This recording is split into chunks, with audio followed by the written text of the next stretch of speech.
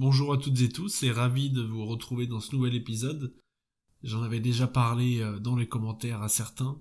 Je préparais une longue série, longue on verra pour le nombre d'épisodes, en tout cas une série sur le bonapartisme, ce qu'il a été, ce qu'il est, quelle perception en ont eu ses détracteurs, les personnes qui l'ont porté, voilà. On va essayer de faire un grand tour d'horizon. On va donner des définitions dans ce premier épisode. Il y aura quelques lectures évidemment. Mais c'est pour donner un réel cadre en fait aux vidéos qui vont suivre.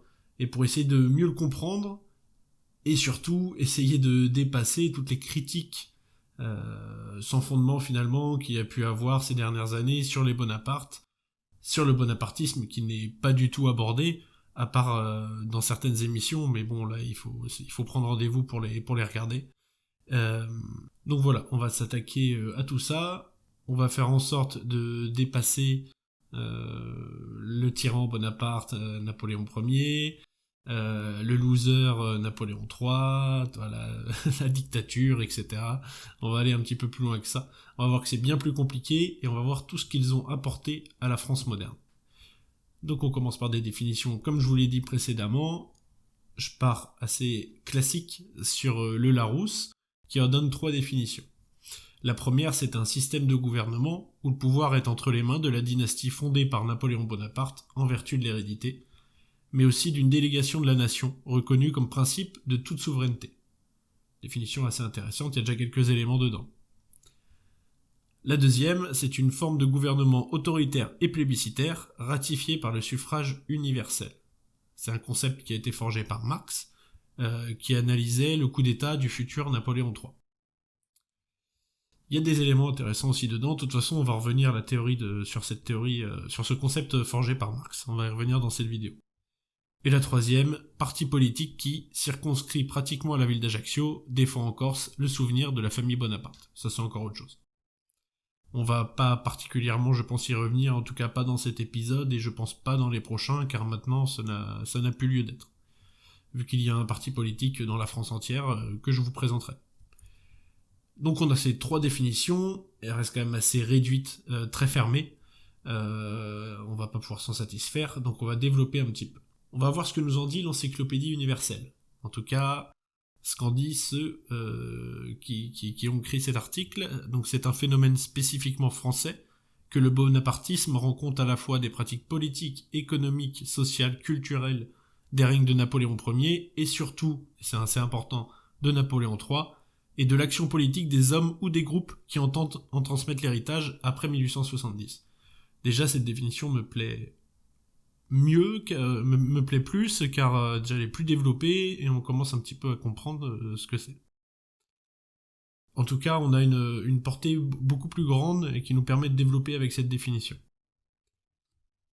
Toujours selon l'encyclopédie universelle, donc le bonapartisme s'oppose aux droites légitimistes et orléanistes. Je ferai une vidéo sur les différences entre légitimistes et orléanistes également. Par son mépris des hiérarchies naturelles, des élites et des notables traditionnels, comme par son acceptation des effets socio-économiques de la Révolution et d'un État centralisé, né du jacobinisme. Là, pour moi, il y a à boire et à manger, parce que au niveau des hiérarchies naturelles, des élites et des notables traditionnels, on va voir que ça a été un petit peu plus compliqué que ça. Il se distingue des gauches républicaines ou socialistes malgré sa politique en faveur des ouvriers. Ça, on va y revenir, c'est très important et c'est bien souvent oublié par la gauche wokiste, avec le droit de grève par exemple en 1864, entre autres. On va revenir sur l'un des ouvrages majeurs de Napoléon III, sur la paupérisation des ouvriers notamment. Donc voilà, sur la politique en faveur des ouvriers, et l'ampleur de ses appuis populaires par l'exercice solitaire et autoritaire du pouvoir. Alors une nouvelle fois, ça se discute quand on voit d'autres pouvoirs autoritaires ou dictatoriaux qui se revendiquent du socialisme. Donc finalement, ça se recoupe peut-être un petit peu. Le refus de la libre représentation parlementaire et des partis, donc même remarque que précédemment, je vois pas spécialement en quoi ça s'éloigne du socialisme, de certaines applications du socialisme qui ont fait pareil, voire bien pire. Mais bon, assez usuel de présenter le socialisme comme dans son modèle le plus pur, voilà, sans ses applications réelles. Le contact direct entre le souverain et le peuple par le plébiscite, ça c'est évident, c'est une des caractéristiques du bonapartisme, et la confiscation des libertés publiques. Je reviens sur la même remarque que la précédente, je vois pas en quoi ça diffère de nombreux gouvernements socialistes à travers le monde. Il constitue donc une situation d'exception dans l'affrontement droite-gauche constitutif de la vie politique depuis 1789. On pourra revenir aussi sur les concepts de droite et gauche. Donc on voit une originalité qui réside dans l'aspiration à fonder une légitimité personnelle et dynastique sur l'adhésion populaire et le suffrage universel. On va voir en tout cas pour la première partie de la phrase que je viens de vous dire, c'était vrai avant, ça l'est moins maintenant dans les applications contemporaines. Dans l'usage et la croissance autoritaire de l'État, ça c'est vrai, et de ses appareils répressifs ou idéologiques. Alors là, ils ont mis administration, armée, université, église. Pourquoi pas ? Au service de l'ordre et du progrès, alors on n'est pas dans la définition actuelle du progressisme, pas du tout, et dans l'arbitrage permanent avec les intérêts de la nouvelle paysannerie propriétaire. Effectivement, on le voit bien avec le code civil notamment, ou le cadastre encore. De la bourgeoisie, avec tous les grands travaux urbains qui ont été effectués, l'intervention de l'État dans la mise en place des moyens de communication modernes, avec le chemin de fer notamment sous Napoléon III, pas que sous lui, mais sous Napoléon III notamment, les politiques douanières qui sont aussi une des caractéristiques sur lesquelles on va revenir. Donc voilà, là c'est un nombre assez conséquent et à la fois très limité d'exemples. Vous allez voir tout ce que l'on doit, enfin ce que la France moderne doit au bonapartisme. Arbitrage permanent donc des ouvriers et de l'aristocratie en mutation. En mutation ici c'est assez important, et c'est pour ça que je voulais revenir sur la définition de l'encyclopédie universelle qui parlait de mépris des hiérarchies naturelles, des élites et des notables traditionnels. Ça se reproduit, il y a des choses qui ne se perdent pas, quelle que soit la révolution ou quel que soit le régime. Le bonapartisme, on est également dans une politique de grandeur et de présence au monde, fondée sur l'héritage de la grande nation de 1792, et sur le soutien apporté aux nationalités, qui donne à l'armée notamment un rôle déterminant, et donc de l'idée d'État-nation, qui est l'une des caractéristiques du bonapartisme. On le verra notamment dans sûrement le 3e épisode, en tout cas l'épisode qui traitera de l'application contemporaine du bonapartisme du l'Union européenne notamment. Et petit clin d'œil notamment au discours hier soir, très, très succinct discours du président Macron qui parle à la fois, et c'est pas la première fois, qui parle de souveraineté française et de souveraineté européenne. Ça n'a aucun sens. Soit il y a une souveraineté française, dans ce cas-là on respecte l'État-nation, donc une France indépendante, soit il y a une souveraineté européenne, dans ce cas-là on est dans un fédéralisme. Il n'y a pas d'entre-deux, ça n'existe pas, c'est des définitions qui sont posées. Ça aussi serait très intéressant d'ailleurs que je vous fasse un épisode sur les différents types de souverainisme, parce que vous allez voir que c'est des définitions qui sont posées, qui sont claires, il y a différentes applications en tout cas, mais de parler de souveraineté française et européenne, ça n'a aucun sens, aucun sens. Bref, parenthèse refermée, on verra ça plus tard. Pour ce qui est un rapide, alors là je vais pas faire vraiment d'histoire, on va rester dans les définitions, mais en gros après l'ère Bonaparte sous la Troisième République, il y a encore eu un certain nombre d'élus qui sont restés influents jusqu'en 1881, parce que ça constituait à peu près la moitié des élus conservateurs. À travers le boulangisme et le renouveau nationaliste notamment, le bonapartisme s'est stabilisé en fait dans un héritage plutôt à droite, dont il devient une des familles constitutives. Alors à droite, oui et non. À droite, on va dire, c'est plus un mélange pour caricaturer, la gauche patriote et la droite sociale. Voilà. Mais ça, on y reviendra. Pendant ces années, il a pu insuffler ses thèmes de prédilection qui ont été repris plus tard par d'autres. Alors à ces années-là, l'antiparlementarisme, l'appel au peuple, le plébiscite, c'est lié, la réforme constitutionnelle, l'arbitrage du chef et la grandeur nationale. Depuis 1940, il y a des résurgences dans le gaullisme qui ont été soulignées. Vous n'êtes peut-être pas sans savoir que le général de Gaulle était monarchiste à la base. C'est pas souvent mis en avant, mais en tout cas, lui croyait beaucoup sur l'autorité d'un chef. De toute façon, avec la Ve République, ça se voit. La façon dont a été faite la Constitution, c'est pour ça qu'on parle du monarque républicain en France, avec le système présidentiel, qui n'est pas un système semi-présidentiel, par exemple, comme aux États-Unis. Même chose, on referme la parenthèse, parce que sinon on va en ouvrir beaucoup trop, sur De Gaulle. S'il y en a qui s'insurgent dans les commentaires, si vous voulez, je pourrais vous répondre, et on se fera un petit épisode sur ce qu'est le gaullisme. Voilà. Donc, le bonapartisme, c'est d'abord une référence historique. Elle est théorisée et étendue à d'autres réalités nationales.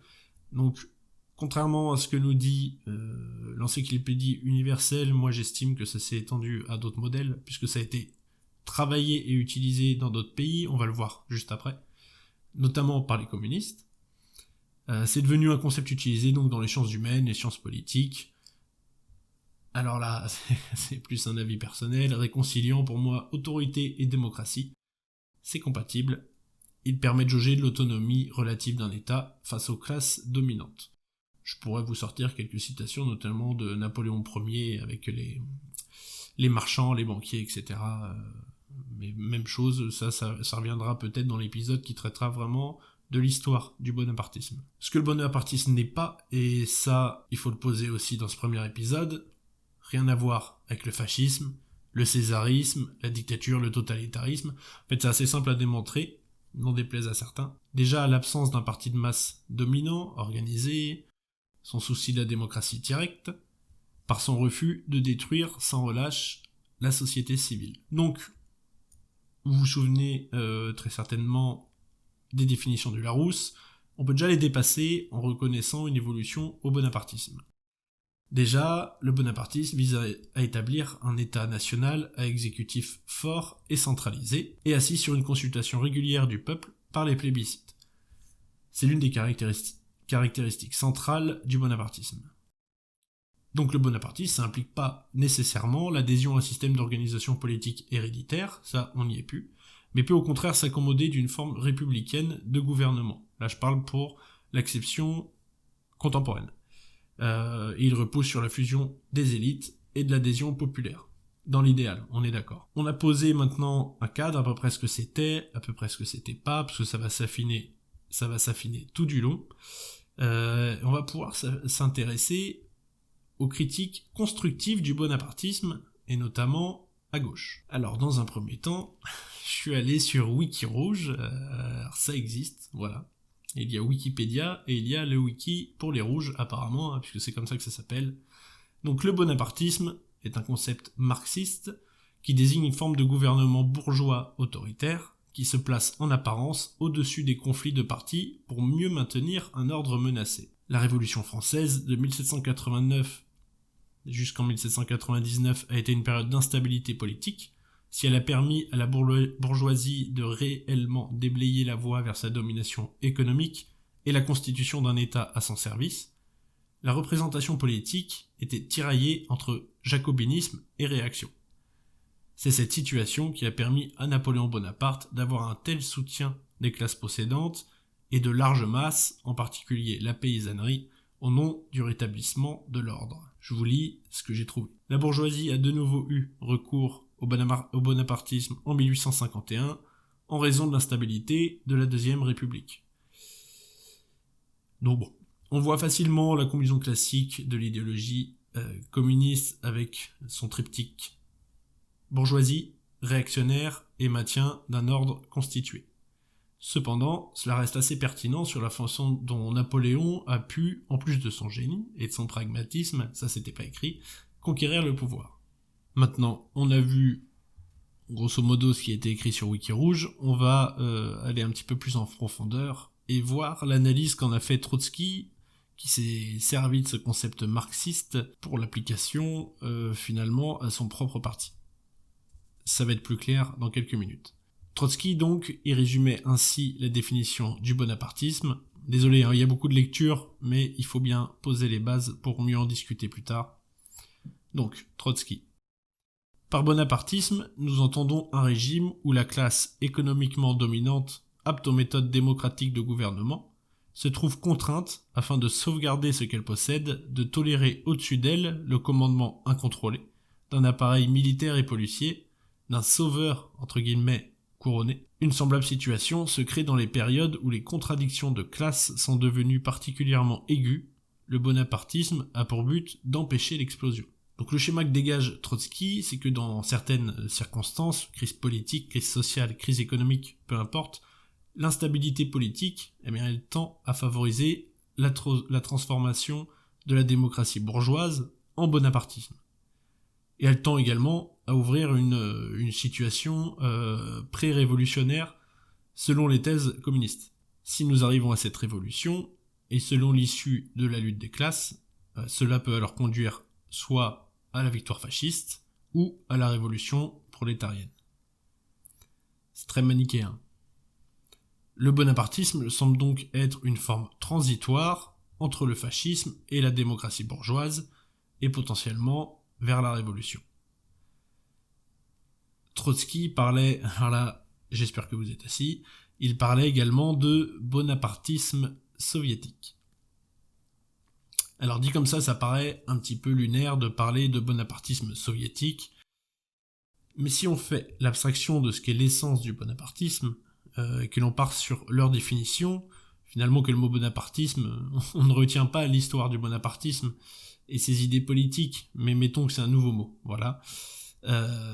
Et ben ça peut se tenir, c'est juste qu'il faudrait trouver finalement un autre mot que le bonapartisme et remplacer l'issue de la lutte des classes non pas par une victoire fasciste, mais par la victoire d'une dictature communiste. Et garder le pendant d'une forme de démocratie finalement qui n'arrive jamais comme autre issue. Une nouvelle fois, ce que je dis ça engage que moi, vous en pensez ce que vous voulez d'après vos schémas d'idées, vos connaissances, vos lectures. Voilà. Pour rester sur Trotsky, parce qu'il a beaucoup développé dessus, étant un ennemi de Staline, le régime stalinien qui n'était pas une démocratie, Trotsky a beaucoup théorisé cette accession au pouvoir de Staline, avant de se faire assassiner. Donc, que signifie, selon Trotsky, le régime personnel de Staline et où prend-il son origine ? Il est, en dernière analyse, le produit d'une vive lutte de classe entre le prolétariat et la bourgeoisie. À l'aide de l'appareil bureaucratique et policier, le pouvoir du sauveur, toujours entre guillemets, du peuple et de l'arbitre de la bureaucratie, en tant que caste dirigeante, s'est élevé au-dessus de la démocratie soviétique, la réduisant à sa propre ombre. La fonction objective du sauveur est de sauvegarder les nouvelles formes de propriété, en usurpant la fonction politique de la classe dominante. L'offensive des forces plébéiennes ou prolétariennes contre la bourgeoisie dirigeante, et même l'offensive des forces bourgeoises et petites bourgeoises contre le prolétariat dirigeant, peuvent aboutir à des régimes politiques tout à fait analogues ou symétriques. Tel est le fait incontestable que le bonapartisme permet on ne peut mieux de faire apparaître. À l'époque de Lénine, le bonapartisme soviétique était une possibilité. À l'époque de Staline, il est devenu une réalité. Donc on voit qu'il indique une analogie historique entre le régime napoléonien et le régime soviétique, car ces deux régimes sont venus à la suite de grandes révolutions, et ces deux hommes en ont été les grands usurpateurs. Donc, comme vous pouvez le constater, il y a à boire et à manger dans ce qui est dit. Bon, comparer les assassinats politiques de masse, les camps de la mort de Staline avec le bonapartisme, pour moi c'est une insulte et c'est de la malhonnêteté intellectuelle. Après, pour sa défense, Trotsky, il n'a pas eu le temps d'avoir le recul nécessaire sur les crimes du régime stalinien, étant donné qu'il est mort avant, tout simplement.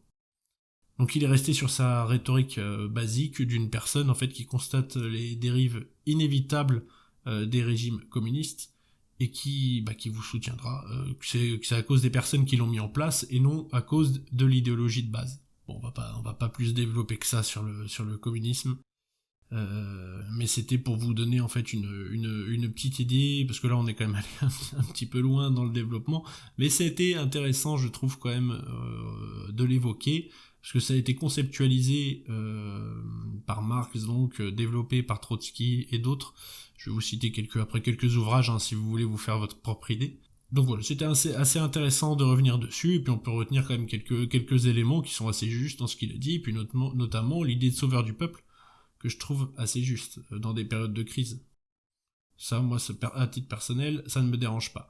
Après, je trouve que la comparaison entre les deux régimes, elle s'arrête là. Une nouvelle fois, Trotsky n'a pas vécu finalement le pire des dérives du régime stalinien. Enfin, de façon globale, parce qu'à titre personnel, il l'a vécu puisqu'il a été assassiné. Bref. Donc, la tradition marxiste, elle en a proposé une interprétation et un usage continu du bonapartisme. Donc, Marx, pour ceux qui veulent le lire, c'est dans le 18 Brumaire de Louis Bonaparte, en 1852, et La guerre civile en France, en 1871.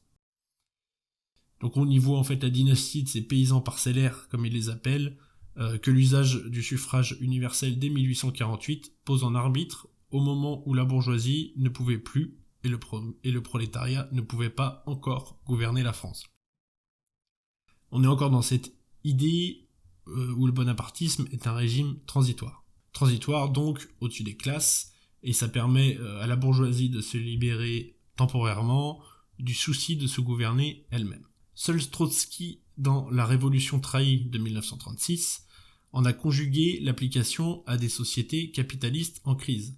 Donc il y a l'Italie de Giolitti ou de Facta, l'Allemagne de Weimar, l'Autriche d'avant 1934, la France de Doumergue et de Flandin, au sein desquels il assure un équilibre réciproque entre parlementarisme et fascisme, et également à la réalité soviétique, donc, avec les tentatives de Kerensky et de Kornilov en 1917, donc bonapartisme soviétique dans l'état ouvrier dégénéré, c'est ici que vous retrouvez ces références, notamment livré à Staline après 1927 et assurant par la force l'équilibre entre la bureaucratie et les masses. Donc voilà, on va pouvoir s'arrêter là sur ce premier épisode, qui était une amorce avec des définitions, mais qui a été quand même, je pense, très dense. J'ai trouvé ça plutôt intéressant de d'abord vous donner quelques définitions, de donner quelques amorces de ce qu'on allait développer, et de voir un petit peu ce qu'en ont fait ces plus grands détracteurs. Quand je dis ces plus grands, ça veut dire que ça a été théorisé, que ça a été travaillé. C'est pas un article dans l'Obs qui nous dit que comment Napoléon Ier était un terrible tyran, esclavagiste, etc. Ça, de toute façon, vous savez, j'ai déjà fait une vidéo qui explique le pourquoi du comment de ces critiques classiques que l'on peut facilement démonter. Donc dans le prochain épisode, on va pouvoir continuer notre travail et donc appuyer tout ce qui a été dit, donc ce qu'est et ce que n'est pas le bonapartisme, parce que maintenant c'est bien beau tout ce que je vous ai dit, mais il va falloir le prouver et je vais le faire. Donc avec des exemples concrets donc de ce qu'a été le bonapartisme dans la réalité politique de la France, dans ce qu'il est et dans ce qu'il pourrait être à l'avenir, évidemment pas dans un tel contexte. Notamment avec un président, comme je vous l'ai dit, qui vous parle de souveraineté française et européenne, qui n'a aucun sens. Donc toute cette approche marxiste qui a été développée, ça permet aussi rapidement de voir un peu l'écueil ou les écueils de cette théorie, qui est finalement de tout ramener à l'idéologie communiste, mais bon, après tout, effectivement, tout part de ça pour eux, donc pourquoi pas. Donc dans ces échecs, et l'utopie de la réussite en fait d'un tel régime en tant que tel. C'est intéressant également parce qu'on a pu relever, comme je vous ai dit, certaines idées qui n'étaient pas dénuées de sens. Il y a quand même du bon à retenir, notamment sur la conquête du pouvoir, mais qui peut s'appliquer à bien des régimes. Évidemment, c'est pas propre à Napoléon Ier ou à Napoléon III de profiter des troubles pour accéder au pouvoir. Donc sans oublier également que l'analyse de Marx, ça a été l'analyse du coup d'état de Louis-Napoléon Bonaparte, donc de Napoléon III, qui a désigné une forme de gouvernement autoritaire et centralisé, qui s'appuie sur l'adhésion populaire, notamment au moyen du plébiscite, qui est très important, on le verra, donc pour faire ratifier sa légitimité. Voilà, je m'arrête là, parce que sinon j'enchaîne. Dans les prochains épisodes, j'imaginais construire ça comme ça, dans le prochain épisode, vraiment faire tout l'historique du bonapartisme, et dans un troisième épisode, vous présenter l'acception moderne, donc comment ça peut être amené maintenant, vous présenter le parti politique qui défend ces idées-là, ça peut être très intéressant, parce qu'il est quand même à contre-courant du pouvoir en place, mais aussi je ferme pas la porte en fonction de vos réactions. Vous avez très certainement vos connaissances également sur ce que j'ai dit, que vous allez pouvoir me corriger peut-être, me donner votre avis, et on pourrait peut-être partir sur d'autres épisodes un peu annexes pour développer certaines idées. S'il y a des gens qui défendent l'idéologie communiste, qui ont lu Trotsky ou l'approche marxiste, je suis très friand aussi de savoir ce que vous pouvez m'en dire. Dites-moi pourquoi j'ai tort.